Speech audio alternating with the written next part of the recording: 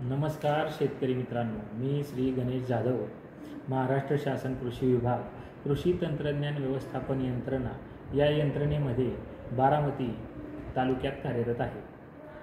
तर आज आपण या ठिकाणी आत्मा यंत्रणा व तिची कार्यपद्धती याविषयी माहिती जाणून घेणार आहोत। आत्मा ही यंत्रणा प्रामुख्याने कृषी विस्ताराचं कामकाज गेल्या 15 वर्षापासून करत आहे। या यंत्रणेचा मुख्य उद्देश हा देशातील, राज्यातील व आपल्या जिल्ह्यातील ज्या काही कृषी संशोधन संस्था आहेत त्या संस्थांमध्ये जे काही नवनवीन प्रयोग झालेले आहेत, जे काही नवनवीन तंत्रज्ञानाचं संशोधन करण्यात आलेलं आहे, त्या संशोधनाचा प्रचार प्रसार करणे व ते संशोधन शेतकऱ्यांपर्यंत पोहोचवणे हा या यंत्रणेचा मुख्य उद्देश आहे।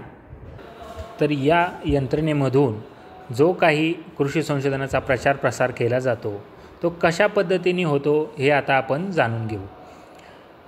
मित्रांनो, शेतकऱ्याला जे काही आपण पाहतो त्यावर शेतकऱ्याचा विश्वास बसतो।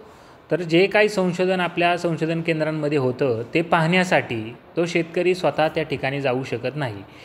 तर त्या शेतकऱ्याला त्या ठिकाणी नेण्यासाठी आपण एक 10 ते 15 लोकांचा ग्रुप तयार करतो आणि त्या 10 ते 15 शेतकऱ्यांना त्यांच्या आवडीनुसार जे संशोधन केंद्र असेल त्या ठिकाणी घेऊन जाण्याचं कामकाज या यंत्रणेच्या माध्यमातून करतो। मग ते कशा पद्धतीचं आहे, तर जिल्ह्यांतर्गत संशोधन केंद्र असेल तर जिल्ह्यांतर्गत शेतकरी सहलीमधून त्या शेतकऱ्याला त्या ठिकाणी गेलं जातं। राज्यांतर्गत असेल, राज्याच्या बाहेरचं असेल तर अशा ठिकाणी शेतकऱ्यांना नेऊन त्या ठिकाणी चाललेलं संशोधन आपण त्या शेतकऱ्यांना दाखवत असतो।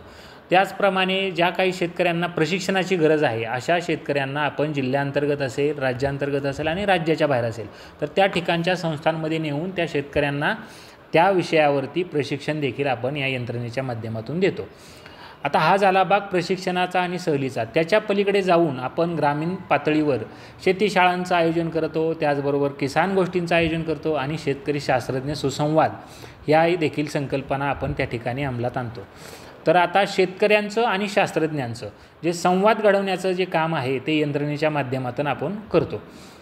त्याचबरोबर आत्मा यंत्रणेमध्ये जे काही नवनवीन तंत्रज्ञान येतं ते प्रात्यक्षिकाद्वारे त्या शेतकऱ्याच्या शेतावर राबवून ते कशा पद्धतीनं ते तंत्रज्ञान अवलंबायचं आहे हे त्यांच्या शेतात आपण त्या शेतकऱ्यांना दाखवत असतो।